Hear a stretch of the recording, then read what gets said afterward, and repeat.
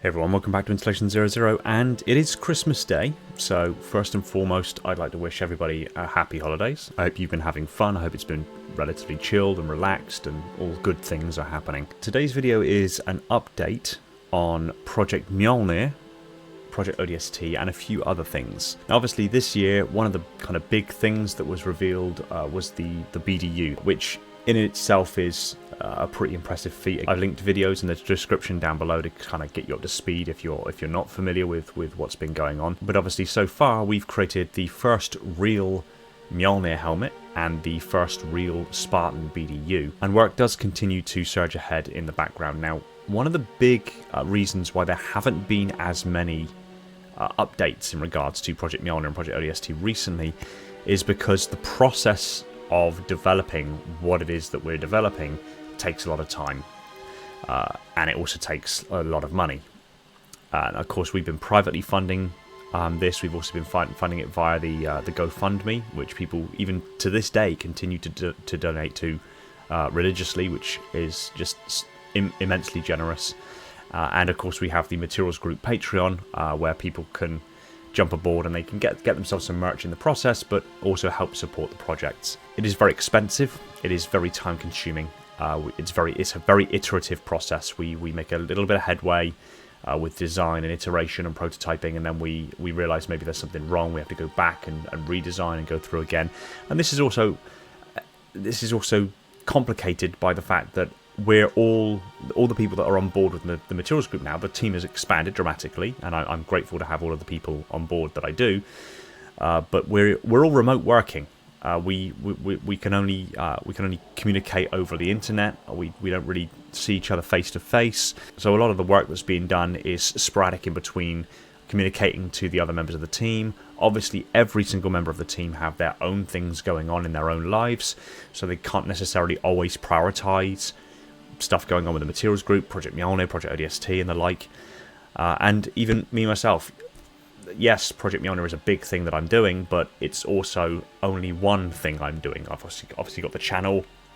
I'm always making lore videos and trying to figure out how new things to do and how best to utilize the platform that I've got. I've got the merch store where I'm selling all sorts of different Halo style merch and things like that. So there's a lot of things going on that slow down the process. One of the big limiting factors, however, I think, is that and this is going to sound strange, it's counterintuitive, but we're not doing enough. There's not enough things going on. So put it like this, it's very counterintuitive when you think about it. So we're focusing on Mjolnir predominantly at the moment. Now that means that we're developing things in regards to the exoframe and the armor plates, and we make headway in one direction, and then we have to come back and kind of rework things and then go forward again and this and the other. So it's a back and forth iterative process, and we only really get to a point where we have something that's worth announcing and worth showcasing every so often. So it means that not very many update videos happen very often. In creating Project ODST, the plan there was to bring another project on board that can hopefully it can develop faster, it can develop at an accelerated rate, and kind of off of the back of the developments we've already done with Project Mjolnir. And because ODST is technically complex, not needing robotic systems and either muscle sensing arrays or some other driving mechanism and all the other stuff that goes into a platform of Mjolnir, it doesn't need all of that. It's that much faster to develop, and we have made some considerable developments behind the scenes, but it's still not at the point where we're ready to really kind of showcase what's going on with Project ODST. Obviously you can see behind me we're still making developments with Project Mjolnir, and I'll go into details about that in a minute, but we're not really, I don't feel like we're doing enough. So I've brought online 3 new projects, but we'll touch upon them in a minute. First and foremost, I just want to quickly touch base with Project Mjolnir. So we're continuing to develop Project Mjolnir. That's the long-term goal, that's the big thing that we're doing. So we're continuing to surge forward with that. Now, the big things that we're doing at the moment is we're developing the exoframe. So the exoframes that go into this, for example, this is self-supporting here now. So we've got the boot armor, and we have an ankle support brace, effectively. that then connects into the shin armor. And we also have, it's on the 3D printer at the moment, you might be able to hear in the background, we have a further exoframe that works up inside of the shin armor here and up to the knee here, where then there'll be a knee spar that comes out and joins to the bottom of the thigh armor, and then it would go up again on the inside of the thigh armor here, and then it would go up to a hip cradle that we're working on. So we're developing an exoframe upon which the Mjolnir armor can be mounted. Now the thing with the armor, however, is that we're having to redesign and relook at the Mjolnir armor plates to try to make them compatible with the exoframe that we're developing. So one of the big things we're doing at the moment is actually making all of these plates modular. So we're effectively taking, this is a singular piece here that's been 3D printed. We're effectively taking that model and splitting it into about 7 or 8 different smaller plates that are designed to bolt together. And they will bolt together around and into the exoframe. Same with the shin armor. So the entire front shin panel here will actually be a separate metal panel altogether from the calf armor and from the back of the back of the leg. So they're all, again, modular panels that have to come together and lock into each other, and they also simultaneously lock into the exoframe so they can weight bear and support and channel their weight down into the boots in order for it to carry its own weight. Because once we make this thing in metal, it's going to carry a lot of weight, and of course the exoframe also needs to be designed to carry the power articulation system, so linear actuators, geared servo motors, and to a lesser extent for finer control joints, electroactive polymers. We also have to fit inside of this a system to be able to actually detect the real-time location and position of the wearer's body so that the system can mirror it effectively. That's kind of what we're going with this. We're calling it the proprioception frame. So it's a very simple hinge mechanical system that we're actually working on a slimmed down version than this. So this currently just works on a potentiometer on a simple hinge that will then be carried on a frame that will be integrated into the under armor and effectively would track the real-time angle and location of all of the joints that would then be fed into the robotic system, and then the robotic system would use that information to effectively mirror the actual powered part of the suit to match that exact position. But again, we're having to slim down this design considerably. We're also refining the coolant system. So the cooling systems that went into the BDU currently use Peltier heat pumps to drop the temperature of a liquid coolant down to around 15 degrees centigrade.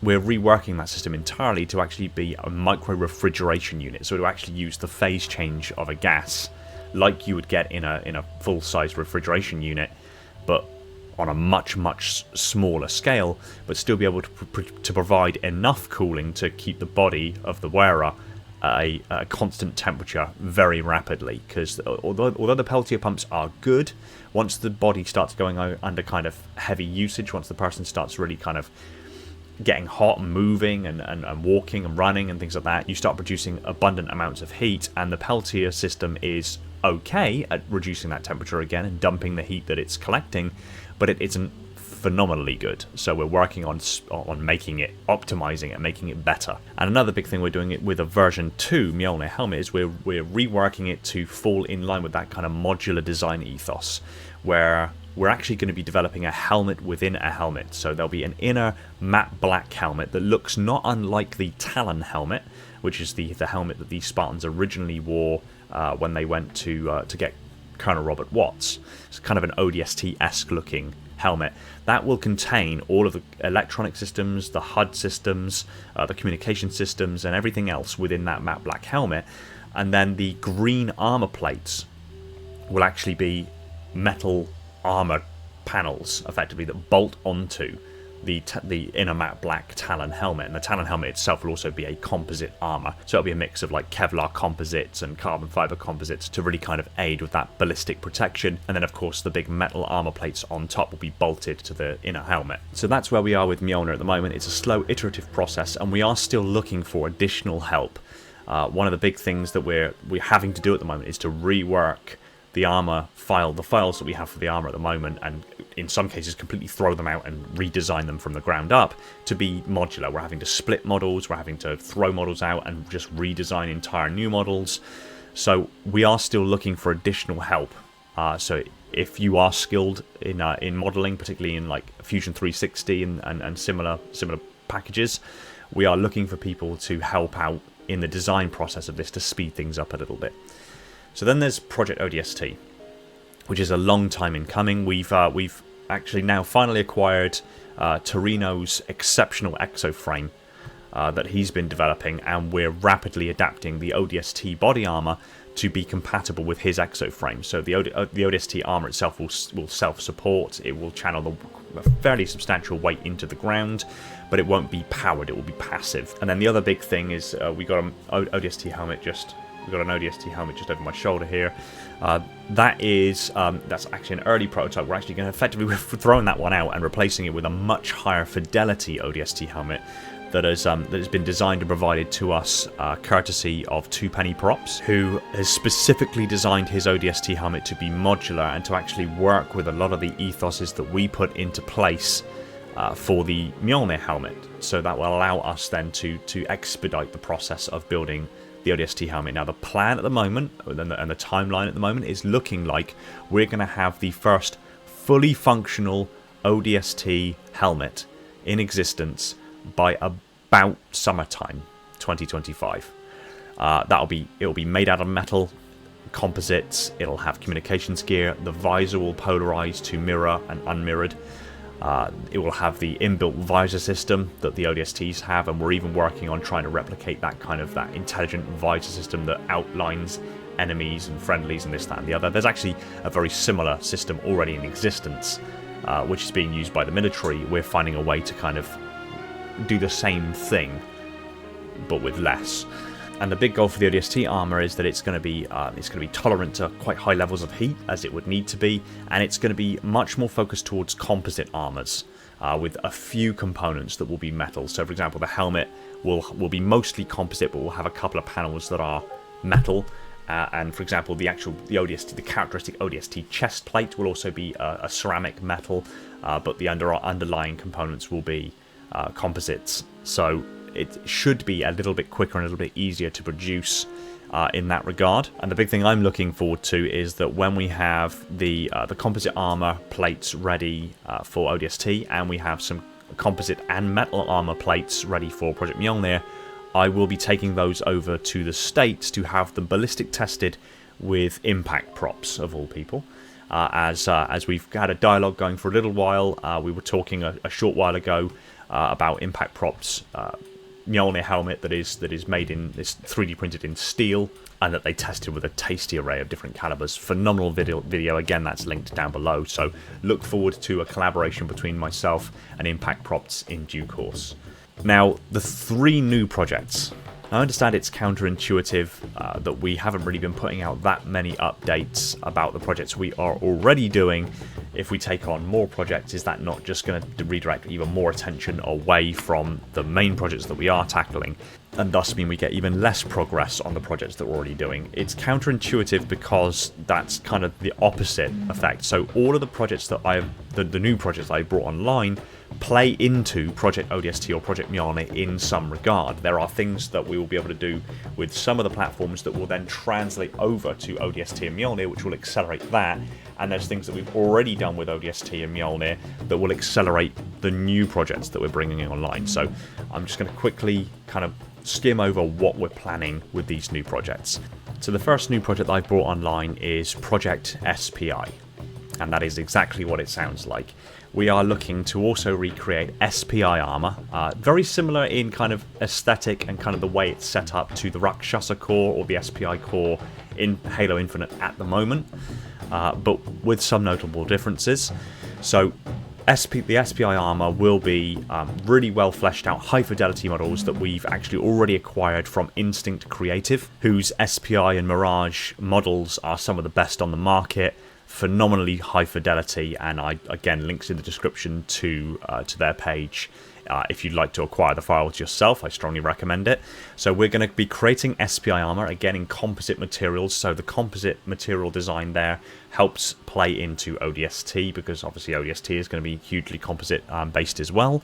So we've already acquired the models. We've also already acquired the undersuit models for what will effectively be the tech suit of SPI armor. And because it's semi-powered, we're going to be using something similar to Torino's exo frame, but slimmed up a little bit more, and with the addition of semi-powered systems to actually aid a modest strength boost to the person wearing it. And we are actually looking into ways to optically cloak the armor to a degree, not anywhere near as profoundly good as active camouflage is in the games, but SPI armor was never said to be perfect active camouflage. It was actually kind of more of a ghostly figure. It kind of softens the edges, softens the silhouette of the Spartan, as opposed to completely making them invisible.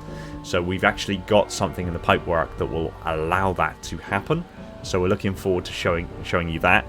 Again, this is work that's already underway. And of course, in regards to like the helmet systems, a lot of the helmet systems are almost identical to Mjolnir. So surging forward with the HUD systems, the communications gear, the air filtration, all of that is much faster. We just have to simply adapt it to the Mirage helmet, the SPI armor helmet. So we should be able to do that at a much more accelerated rate. Really looking forward to showcasing what we've got in store for that. The next project we're bringing online is Project Marine. Now, I've actually brought a guy on board called Spark Armory, who's a very prominent cosplayer here in the UK. And the reason he's so prominent is because he is a blacksmith, he's a metal worker. And he has produced his ODST armor in metal, in mild steel and aluminium. And I've brought him on board for the materials group because I want him to spearhead the creation of real-life marine armor, UNSC Marines. Now, the marine armor is arguably probably the most practical armor to create from the Halo universe that we can create right now, here today, with modern technology in a one-to-one replication. He's already surging ahead with the designs of this. It's going to be similar to the kind of Halo 2 anniversary stroke Halo 3 marine armor, marine helmet, either eyepieces or HUD goggles. We're already surging ahead with the electronics behind the scenes on all of that. It's going to have magnetic weapons holsters. You'll also notice there's a scene in Halo 2 Anniversary with Johnson where he's with Miranda inside of the damaged control room where the index is. And you notice that when he calls for his Marines, he reaches for his battle rifle, and his battle rifle deploys on his back. We've got a mechanism that we're building into the torso of the marine armor that will do exactly that. You'll be able to magnetically holster a weapon, and when you want it, it will actually rise to meet your grip, so it's more accessible. It's going to be relatively lightweight, but it's also designed to be ballistic rated to a degree. Obviously, nothing is bulletproof. Everything is bullet resistant, so to speak, to a point. So it's designed to be bullet resistant, as well as having the fatigues underneath treated with Kevlar, with shear thickening fluids to help them become a little bit more ballistic than just a few sheets of Kevlar would normally be. And the metal plates themselves will actually be backed with Kevlar and composites to catch spall and shrapnel and things like that. And again, all of that will be ballistic tested. So he's already surging ahead with the work there. So I'm really excited to show off that in due course. You will notice over my right shoulder here, there just might be a battle rifle sat there. I'm not going to go into details right now because I'm excited to show that off in the new year. The battle rifle behind me is already fit with ammo tracking. It's already fit with an ARFID identification chip that will be picked up by the gauntlet, so it tells the user's HUD what weapon is in their hand at any given time. It also sends the ammunition count both to the small display that's mounted on the battle rifle, but also to the person's heads-up display. We're putting the finishing touches on the smart scope system, where you will actually be able to see down the scope of the weapon via the heads-up display or via a VR headset or an AR headset, whatever the case may be. And we're also nearly, not quite, because we need the HoloLens specifically for this, we're nearly at the point where we've got the targeting reticle system dialed in. But that's still a little bit of tweaking needs to be done on the coding, and I need to talk to Crater, who helped us develop the HUD BIOS in the first place, to implement some of the systems to finally bring that online. But so the battle rifle is I'm excited to show you that as well. And finally, I really want to quickly touch on Project Aster. Now, those learned in the lore will know that Project Aster were the augmentation procedures of the Spartan 2s. Now, before we get ahead of ourselves, I want to temper your expectations. I am not in any way, shape or form saying that I am currently developing the same kind of class and type of augmentations that the Spartan 2s have, but in real life. I am not saying that precisely, but I can say at this stage, it's still very much theoretical, it's still very much like paperwork and calculations and figuring out the biology of everything, but I can say that we have tentatively found ways to create some of the Spartan augmentations. At this point, I can't say a lot more than that, other than the fact that I've brought on board a few different microbiologists, geneticists, and similar kind of expertise people on board to the materials group. And I have a friend who is an orthopedic surgeon, whom I am working closely with to particularly develop the height boost augmentation. But I will get again into details about that in due course. So I know I didn't really show off any huge things in this video. It's more of kind of a touching base towards the end of the year and kind of letting you know what's been going on and what will be going on in the near future. That's what's been going on behind closed doors. I'm really sorry that I haven't had more updates to give you. Obviously, the last big update really was the BDU. And like I say, I've spent a lot of time kind of taking stock about the projects, about what we're doing, how we're working. I'm trying to optimize things to speed up productivity and to produce more updates for you guys more often to let you know about more things that we're doing. We're somewhat taking a leaf out of the books of like the Hacksmith, Impact Props, people like this, where they have loads of smaller projects, but they also have the bigger projects that they're constantly working towards. And all those little smaller projects just generate more content, more interest, and thus all feeds into eventually the big projects that we're planning to do. That's kind of the ethos that we're working on at the moment. So I've spent a lot of time optimizing things, a lot of time bringing new people on board. We're always looking for new people. So if you want to get involved in some regard with Project Mjolnir, Project ODST, Project SPI, Project Marine, or Project Aster, or any of the other stuff that we've got going on, pop over to the Discord. There is a link down below. And of course, if you just want to continue to support this process and to help us, accelerate things that much faster, donations to the GoFundMe, you can support us on Patreon. They help immensely. And if you can't do any of that, just share the video. Share it around, send it to your friends. The more people that see it, the more traction it gets, the more popularity, the more ad revenue, the more attention that we get, the more helpful it is. Because ultimately, the more views that we get, the more likes that we get, it draws the attention of sponsors. That's the very reason that we managed to acquire the sponsors that we've already acquired. That are continuing to sponsor the project and continuing to support us. In fact, I'm actually badgered every couple of weeks by PCBWay to say, what can we do next? What are you doing next? What can we help with? So they're on my case a lot. And it's because you guys have helped spread this around and helped make this such a big thing that they're so keen to get involved. So thank you very much for continuing to share, continuing to like, continuing to comment, and continue to support us in all of the ways that you have to date. Thank you so much from the bottom of my heart. Thank you to all of the guys that are working with me from the materials group for all of your hard work over the last year and the years before that. And don't get too comfortable because I've got a lot of work planned for you guys for the year ahead. But there is so many things coming down the pipeline for you guys to show you what we've really been up to really flesh things out. So really excited about what 2025 has in store. There will be a video released on New Year's Day, as I've made it something of a mantra of mine to kind of on New Year's Eve think about the year before, take stock, but then think about the year coming and what I want to achieve and set dates. And every single time that I've done that, I've achieved those goals, even if those goals have seemed borderline unachievable. It's just kind of a mantra that I have. That's what I do privately, but I'm going to kind of somewhat make that public this year, particularly in regards to Halo, the current state of the games, what I'm hoping for Halo in the coming year, as well as what I'm hoping for what I'm doing with my content and also with Project Mjolnir, Project ODST, and everything we're doing with the materials group for the coming year. So keep an eye out for that on New Year's Day. Content is still thick and fast. It's still scheduled out. I think I've got content currently scheduled out until March. So enjoy all of that. And I'm still putting bits of content in between. And of course, you'll get content updates in regards to all the projects we've got going here. So thank you again. This has gone on much longer than I initially anticipated. Go and enjoy your Christmas. Go and enjoy the holidays. And I will see you very, very soon. Take it easy, everyone, and find peace in the domain. Thanks for watching. If you haven't already, consider hitting the subscribe button and ring the bell so you don't miss out on future content, and hit the like button if you enjoyed the video. It really does help the channel out significantly.